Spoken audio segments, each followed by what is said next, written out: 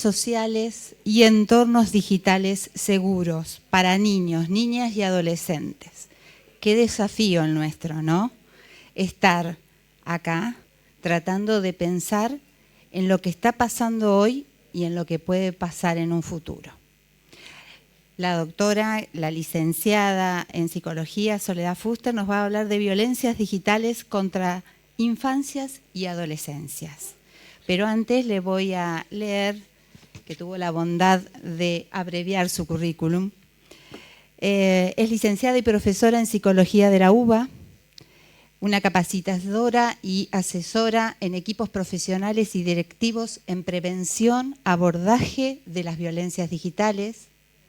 Es miembro del Departamento de Orientación Escolar y docente en el Instituto Vélez Sarsfield, doctora postítulo Prevención y Abordaje de Grooming, coordinadora de cursos Abusos Sexuales Hoy, Grooming, de la UBA, ESI con Perspectiva Digital y Violencia Digital en las Escuelas, de la organización Raíces, entre otros.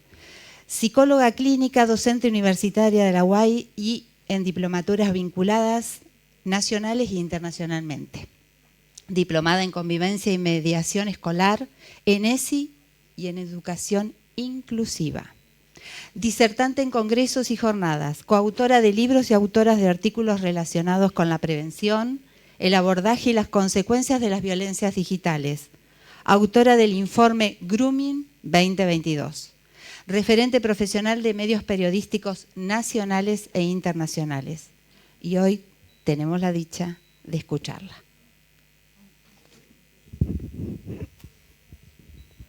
Bueno, yo me voy a parar. Mientras tanto, agradezco muchísimo la invitación y vuelvo a felicitar por la organización de esta maravillosa jornada que estoy disfrutando desde la primera exposición de la mañana. Yo me puse el cronómetro para intentar ser respetuosa de los tiempos y siempre me pasa lo mismo. Yo preparo las presentaciones y después voy escuchando y digo, eso lo voy a retomar, eso lo voy a articular. Para empezar, un aspecto que ya voy a empezar mal, porque el panel habla de navegación de Internet seguro. Y hoy lo decía un poquito al mediodía, digo, si las grandes empresas, incluso las naciones, tienen áreas de ciberseguridad especializadas y son hackeadas, ¿de qué seguridad podemos hablar con tanta certeza? Nosotros lo que tenemos que hacer es, primero, conocer cuáles son los riesgos para poder prevenirlos y para poder desarrollar herramientas y brindar herramientas a los niños, niñas y adolescentes para que puedan ejercer una ciudadanía digital protegida, con herramientas, con cuidado. Y por eso decía que todavía no voy a empezar con la presentación, porque hablar de brecha digital, como decía recién el doctor Torres, me hizo pensar en algo que sí, es cierto y muy cierto cómo esta brecha digital dificulta el acceso a las personas mayores. Pero solo a las personas mayores. ¿Escucharon hablar del concepto de nativos digitales? ¿No? Es esta idea que yo siempre digo, no resisto archivos. Por suerte, se dijeron cosas, hubo miradas muy interesantes cuando hablaron de un proceso dialéctico del conocimiento, o cuando hablamos hace un ratito sobre ir construyendo conocimiento y actualizándonos para no quedarnos, como decía Diego, ¿no? Con la seguridad de que ya sabemos todo y cerrarnos a poder ver, a poder detectar eso nuevo que está sucediendo. No es que podría pasar, que efectivamente está sucediendo. Y como ejemplo, les pongo dos. Antes, cuando soy psicóloga, a los profesionales de la salud mental nos decían que por ejemplo, un adolescente sentía que lo perseguían, uno automáticamente pensaba en determinados diagnósticos, ¿no? No, porque siente que hay gente que la sigue. Hoy empezamos a pensar, si no hay alguien a través de Internet que tiene información y que le advirtió que en cualquier momento se podrían cruzar por la calle. Antes, cuando los chicos se quedaban toda la noche despiertos con el celular, antes digo, hace 2 o 3 días más o menos, uno decía, bueno, se queda jugando toda la noche.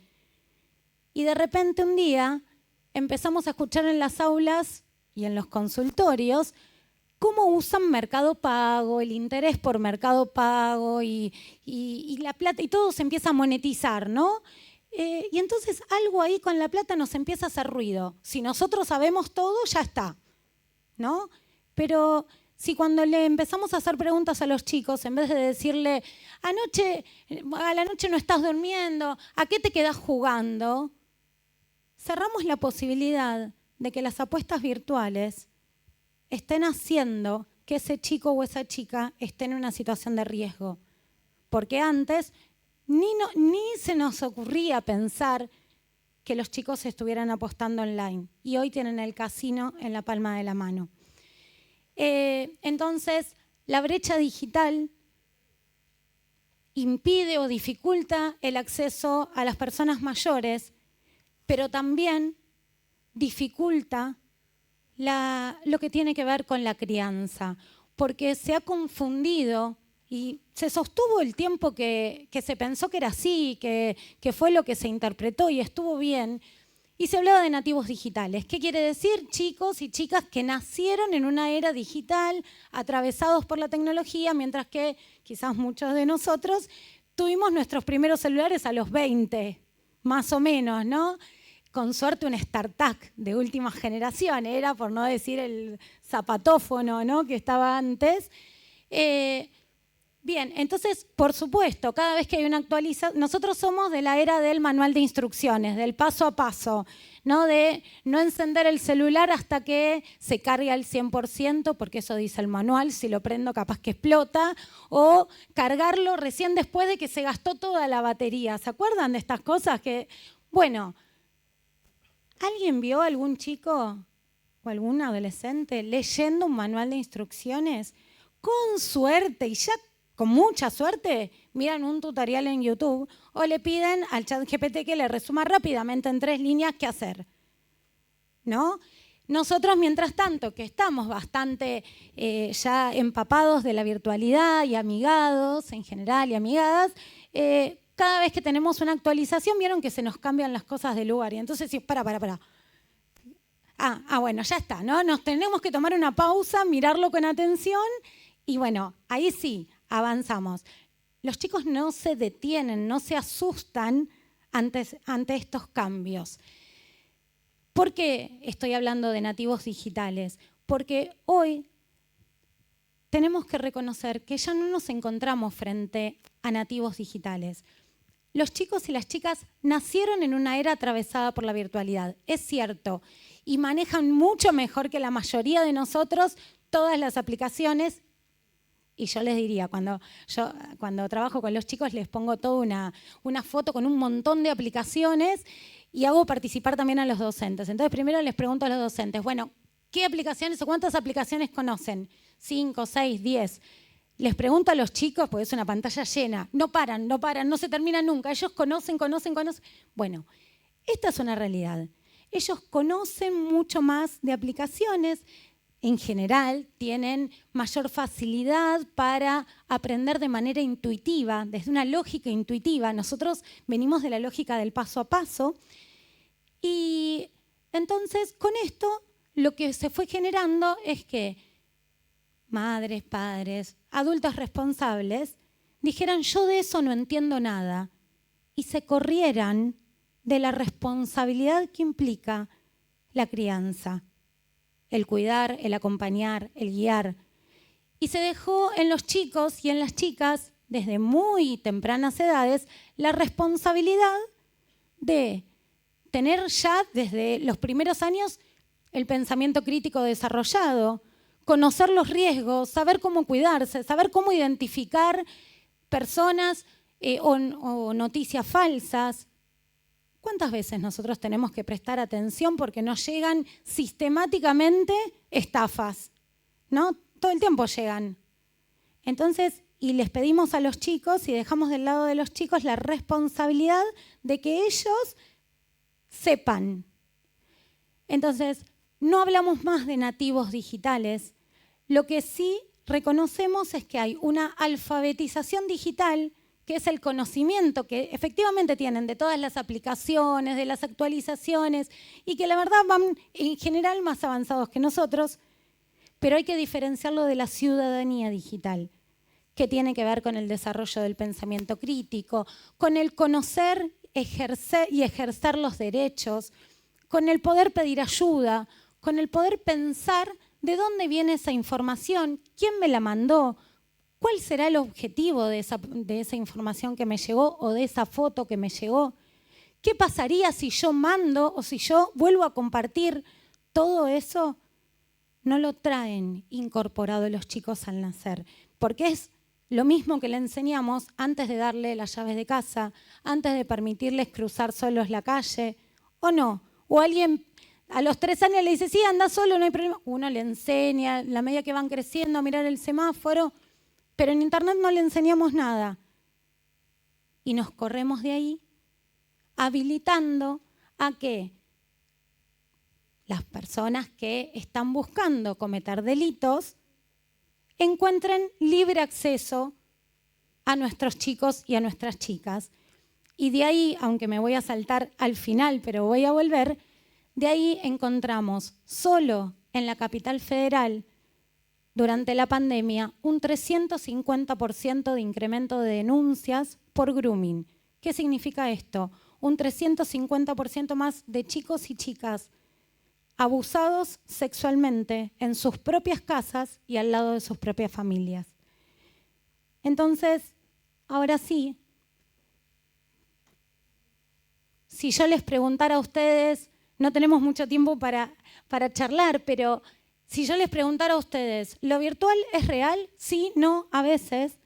Es probable que la mayoría acá coincidiera en que a veces. O algunas respuestas que a veces recibo, según, para los adolescentes sí. ¿No? Para los adolescentes sí puede ser real, para nosotros, bueno, estamos... Entonces, yo les quiero poner una situación concreta. Si tienen hijos, hijas adolescentes o tuvieron, o sobrinos, sabemos que cuando los chicos salen, ¿no? Uno les dice, bueno, cuando llegas avísame, ¿no? Mandame un mensajito. Entonces los chicos llegan y ¿qué hacen? Y ellos dicen, me colgué, ¿no? Perdón el lenguaje poco académico, me colgué, dicen los chicos. Entonces, si tenía que llegar a las 6:30 de la tarde, uno dice, bueno, son 6:40, no entro en desesperación, ya sé que se olvidó, se colgó, se encontró con los amigos. Entonces, le mandamos un mensajito, le decimos, ¿y todo bien? El mensaje anterior, imagínense esta situación, el mensaje anterior había llegado, lo había leído y entonces tenía el doble tilde celeste, ¿sí? Cuando le pongo el y llegaste, dejo el celular, vuelvo a los 5 minutos, el mensaje no tiene la doble tilde celeste, es decir, no lo leyó. Igual ahora sabemos que pueden bajar la ventanita de notificaciones, pero por si había alguna duda, abro el mensaje y tiene una sola tilde. Quiere decir que no lo recibió. Y ya a esa altura pasaron quizás más de media hora de la hora en la que tenía que llegar.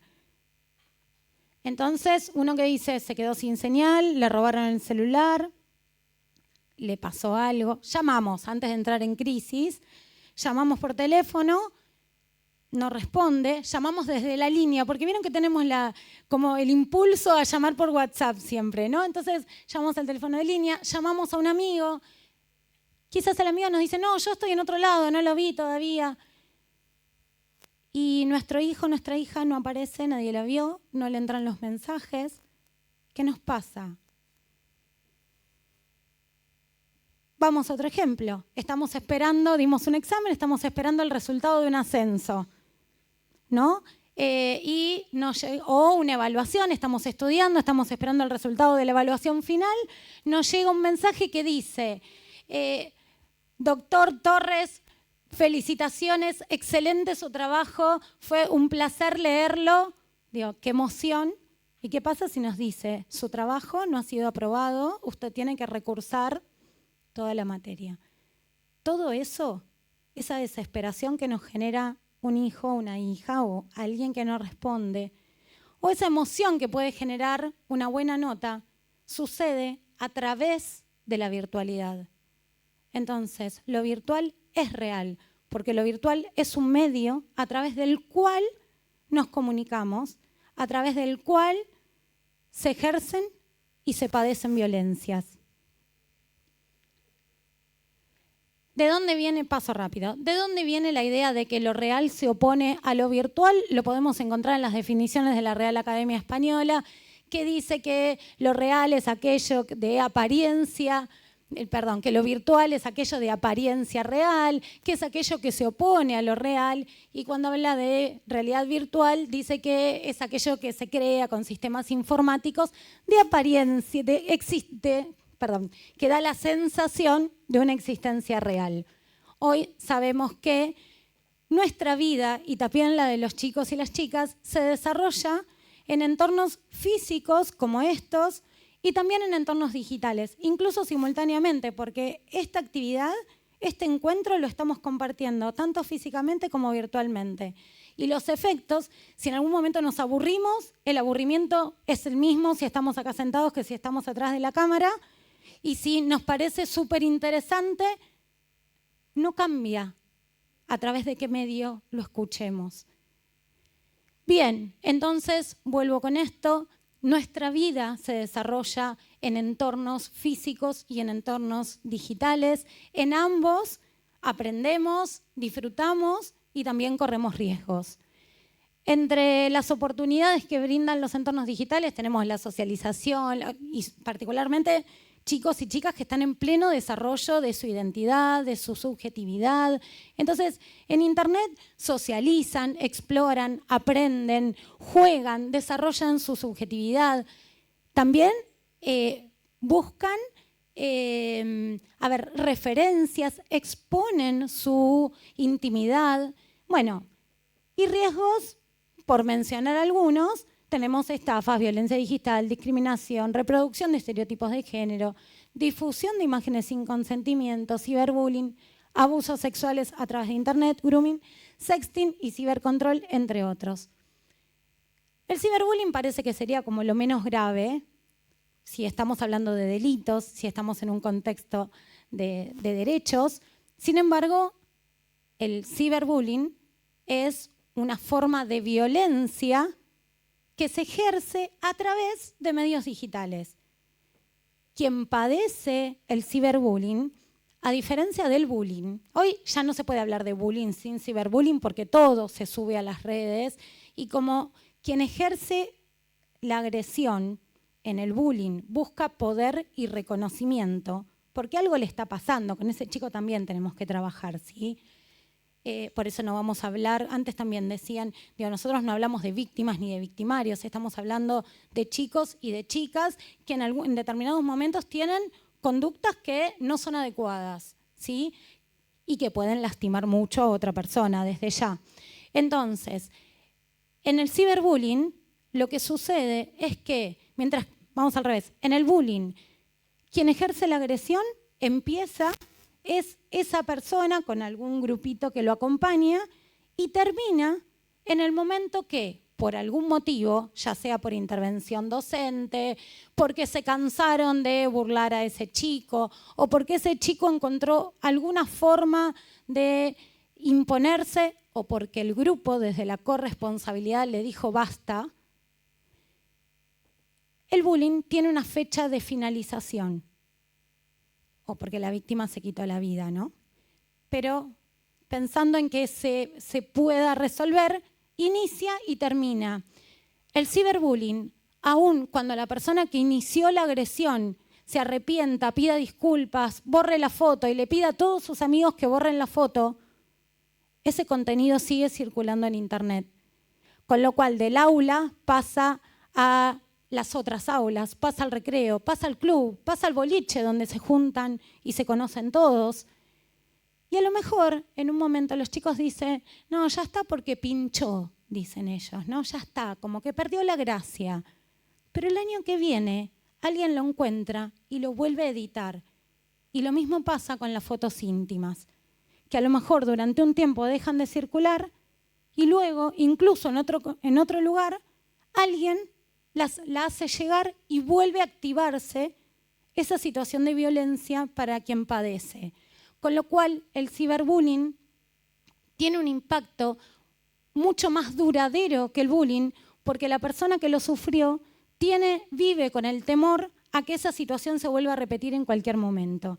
De ahí la importancia, frente al bullying y del ciberbullying, de trabajar con quien ejerce la agresión, con quienes lo acompañan y también desde la corresponsabilidad con el resto del grupo.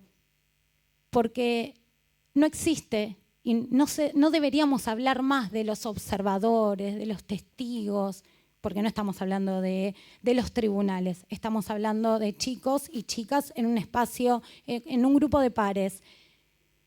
Aquellos que no intervienen, no es verdad que no hacen nada, sí hacen, permiten que la violencia siga ocurriendo. De ahí nuestra responsabilidad como personas adultas, como referentes, de trabajar con lo individual, por supuesto, para contener, para acompañar, para trabajar desde las medidas pedagógicas reparatorias y trabajar con el grupo desde la corresponsabilidad para evitar que aún si se separara a ese chico que agredió del curso, si mañana otro se postula, digamos, como líder negativo, el grupo mismo sea el que pueda decirle esto no.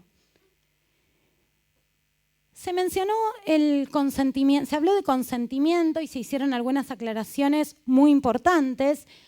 Por una cuestión de tiempo, yo les recomiendo este video, es muy cortito, es una campaña de prevención, se llama Sexting del Consejo Viral. Y les quiero contar algo que seguro ya conocen, pero todos los días en una escuela se difunde la imagen íntima, en particular de una chica, de una alumna. Incluso en ocasiones esa imagen fue creada con inteligencia artificial, pero lleva la cara de la chica, a la que todos miran cuando pasa, de la que todos se burlan cuando pasa. Entonces, volvemos a lo de antes. Emma Bonderuk, no sé si la escucharon nombrar, en agosto del 2024, un viernes llamaron a la mamá, es una nena de 15 años de Longchamps, provincia de Buenos Aires. Desde el colegio llamaron a la mamá, un viernes le contaron que un video íntimo de su hija se había difundido y que ellos no podían hacer nada con esto.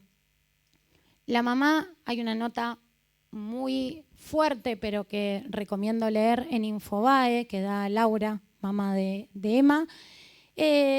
Laura dice, yo no pensé que lo virtual pudiera tener un impacto tal en mi hija ni en nadie, así que dije, la cena no era el mejor momento para hablar con ella y esperó al otro día. Al otro día retó a su hija por haber llevado a su casa a alguien desconocido. Emma tuvo relaciones con un compañero del colegio, un año más chico, y la mamá le dijo, ¿cómo vas a traer a alguien desconocido? Mirá si te matan. La mamá se fue a comprar y cuando volvió, Emma se había suicidado. Media hora tardó la mamá. La escuela dijo que no podía hacer nada. La mamá no sabía y Emma ya no puede contar su historia. Entonces, el sexting es una práctica, ¿sí?, que nos guste, no nos guste, lo entendamos o no, es una forma más de vínculo y de comunicación entre los adolescentes. Nosotros debemos hablar sobre los riesgos que esto implica, Pero hay algo que sí tenemos que pensar, porque esto parece que solo les pasa a los chicos. Y nos corre a nosotros de la posibilidad de empatizar con ellos.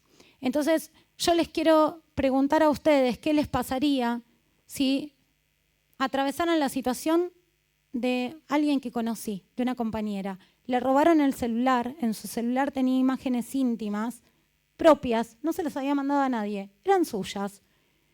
Le publicaron todas las fotos en el estado de WhatsApp y se las mandaron a todos los contactos. Ahí tenés mamás del colegio, papás del colegio, directivos, compañeros, amigos de tu hijo. No se puede parar, no es que le podés decir, ay, no la mires, borrala, porque antes de leer tu mensaje vio la foto. Este es el impacto que genera y particularmente genera algo más. El sexting es el intercambio consentido de imágenes o contenidos entre dos personas. El consentimiento es específico. Si alguien, porque la pregunta, después de ¿para qué va con la pollerita tan corta?, la pregunta es ¿para qué le mandó la foto? Yo les respondo, para que la viera esa persona, punto. Pero se sigue preguntando el otro, como pasó con los jugadores de Vélez en Salta, creo que había sido, ¿no? Donde un jugador habló con la periodista, se iban a encontrar, no eran términos laborales, ok. Lo que sucedió después con otros 2 jugadores fue un abuso sexual, no hubo consentimiento. Cuando una foto se difunde, ¿por qué la mandó? Para que la viera esa persona. Y esa persona, sin consentimiento, decidió compartirla. ¿Qué siente la persona a la que le viralizaron la foto? Que cada vez que alguien la ve, la vuelve a desnudar sin su consentimiento. Esta es la sensación y la desesperación de alguien a quien se le difunde un contenido. Entonces, en tanto que la persona no puede decidir libremente sobre su propia sexualidad, está siendo víctima de una situación de abuso sexual, porque hay un abuso sobre su sexualidad, sobre la cual no puede decidir, no presta su consentimiento. ¿La ley lo dice de esta manera? ¿La ley lo dice de esta manera? Exactamente así no. Por eso necesitamos seguir pensando. Por eso tenemos que poder escuchar a las infancias y adolescencias, escuchar su padecimiento y seguir pensando herramientas para poder protegerlos. ONU Mujeres define las 5 características del consentimiento, dice que tiene que haber convencimiento en la respuesta, libertad de decidir, si hay chantaje, engaño, manipulación, presiones, no hay consentimiento. Y ahí les pongo rápido un ejemplo que a lo mejor a más de uno, sin ser adolescente, lo puede identificar. Cuando trabajamos en las aulas, yo digo, bueno, esto de que vos le mirás el celular, tu novio te mira el celular, yo le doy mi celular porque quiero. Perfecto. Entonces, cuando no querés, ¿qué pasa? O querés porque sabés que si le decís que no, va a empezar a decirte que lo estás engañando, que seguro tenés algo para esconder. Mi celular tiene mi privacidad, lo que hablé con una amiga, lo que hablé con el trabajo, el chiste que hice con alguien, y son mis cosas, aunque me pudo haber llegado algo y le pude haber dicho, Tere, mirá lo que me llegó, y le presto mi celular. Y eso habla también de un consentimiento específico. Quiere decir que te presto mi celular específicamente para que mires esto en este momento. Y en el resto de las veces, no, o tendré que volver a darte permiso. Esto también ocurre, y antes hablaban de violaciones en los noviazgos, el consentimiento es específico también en las relaciones de noviazgo. La quita del preservativo sin consentimiento de la otra persona también es abuso sexual, porque no le está permitiendo a la otra persona decidir libremente sobre su propia sexualidad. El consentimiento tiene que ser informado, y esto particularmente cuando hablamos de niños, niñas y adolescentes. Prestó su consentimiento, tiene más de 13, pero si fue engañado, si fue manipulado, no hay posibilidad de consentir. ¿Cómo va a consentir algo que no conoce o que no comprende? Y por último, el consentimiento es reversible. Si antes dijo que sí y ahora dice que no, debe ser igualmente respetado. Desde octubre del 2023 contamos en la Argentina con la ley Olimpia, que incorpora a la ley que ya teníamos, 26485, la violencia digital, como una forma más de violencia contra las mujeres. Sigue como proyecto de ley la ley Belén, que busca incorporar la violencia digital al Código Penal. Y en agosto de este año, hace muy poquito, se presentó la guía EMA, elaborada por la mamá de Emma Bonderuc, por Faro Digital y por Gentic. De hecho, una de las compañeras, Agustina Zamora, es parte del ministerio.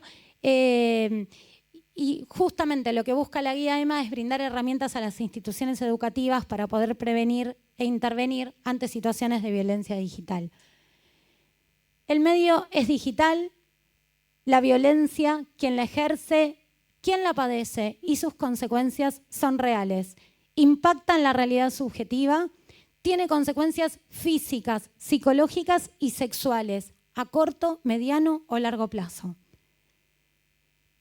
Esta es otra campaña que se las recomiendo también, se llama Love Story de Movistar, habla sobre grooming y antes decían si se sabe mucho sobre violencias contra niños, niñas y adolescentes y en el 2022, después de atender cientos de víctimas y sobre todo en pandemia, que fue terrible, mi idea fue, cada vez que hablaba con alguien, sí, todos conocían lo que era el grooming. Sin embargo, las víctimas no paraban de presentarse.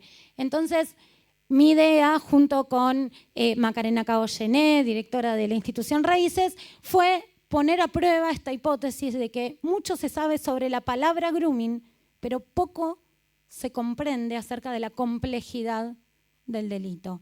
Efectivamente, el 8%, mientras que el 95% respondieron de todo el país, más de 1.500 personas.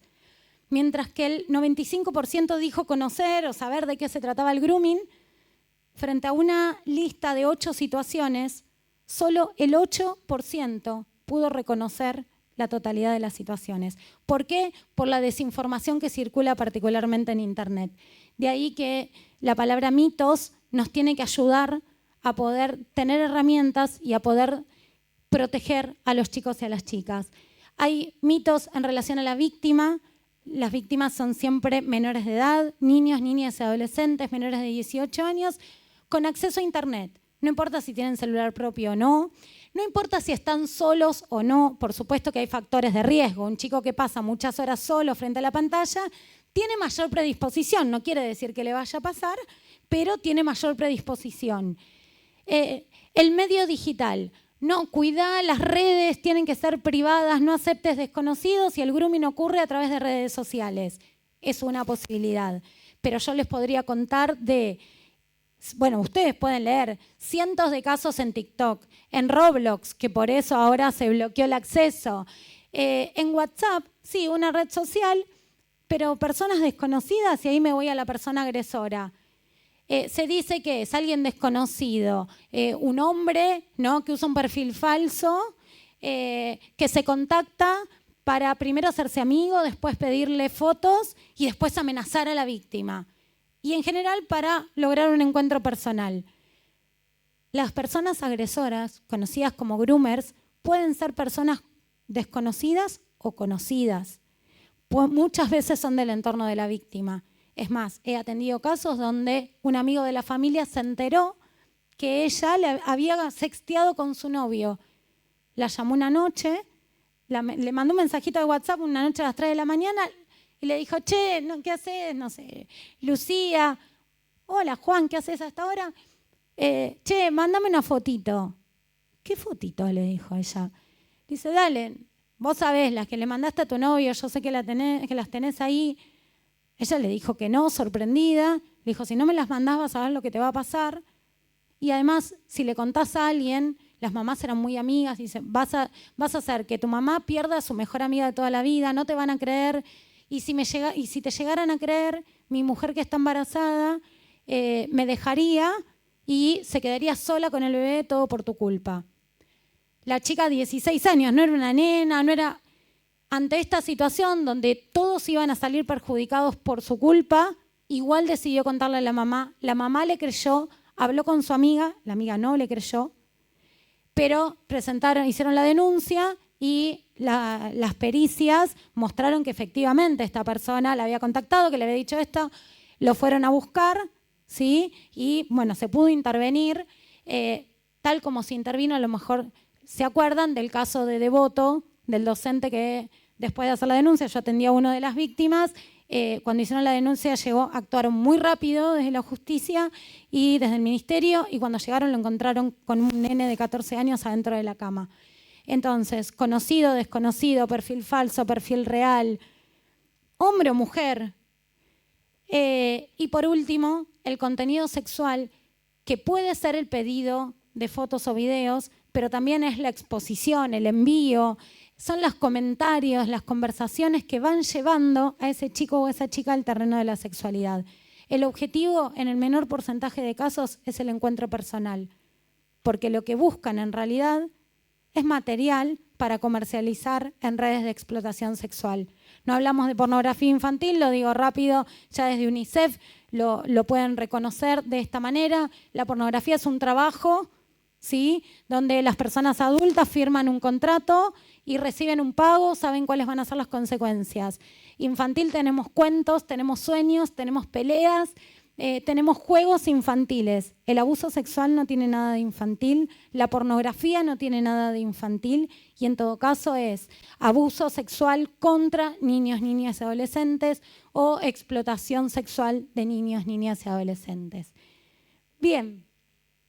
El grooming, entonces, para ir terminando, es un delito penal, eso ustedes lo saben, artículo 131, establece una pena de 4 meses a 6 años de prisión, de 6 meses a 4 años de prisión.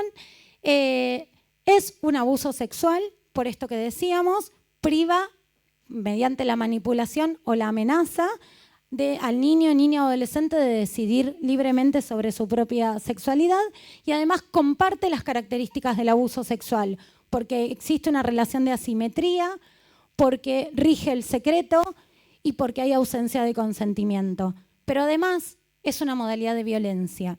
Es violencia psicológica porque hay manipulación, y con esta manipulación el agresor va dirigiendo los comportamientos y las acciones de la víctima. Cómo sacarse las fotos, cuándo, con quién hablar, qué acciones realizar y con qué objetos, cómo grabarse. Y por lo tanto es violencia sexual. ¿Qué hacer ante los casos de grooming? ¿Qué les decimos a las familias, ¿no? Hablando de familias e infancias, hablamos de la importancia de resguardar la evidencia digital, de preservar la configuración del delito, es decir, que no se hagan pasar por las víctimas para, digamos, entendemos que siempre es un menor de edad con una persona en edad punible. Reducir los riesgos, no bloquear, no escrachar, porque eso hace que la persona dé de baja sus redes, tire el chip y después no se lo pueda encontrar. La denuncia es penal, porque el delito es penal.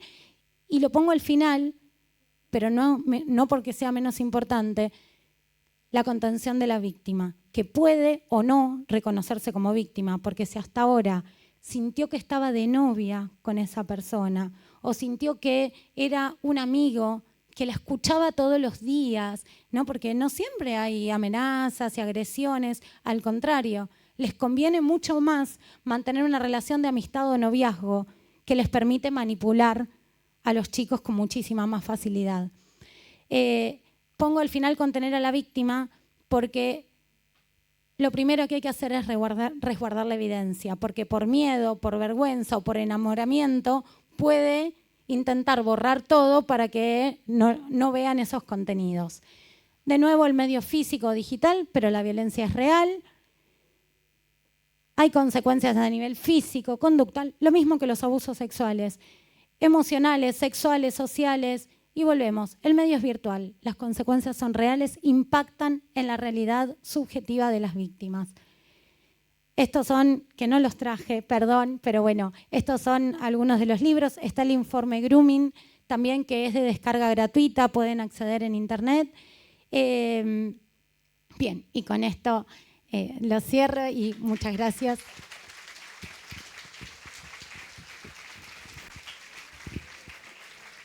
Bueno, lo único que nos resta es agradecerte. Creo que a todos nos quedamos pensando, ¿no? Teníamos previsto un video, pero para no generar un retraso más, no lo vamos a pasar. Así que tenía que ver con Sebastián Bornik, una persona que se encarga de lo que es redes y de dejarnos pensando en qué situación estamos viviendo y cómo puede ser nuestro futuro. Sí, di.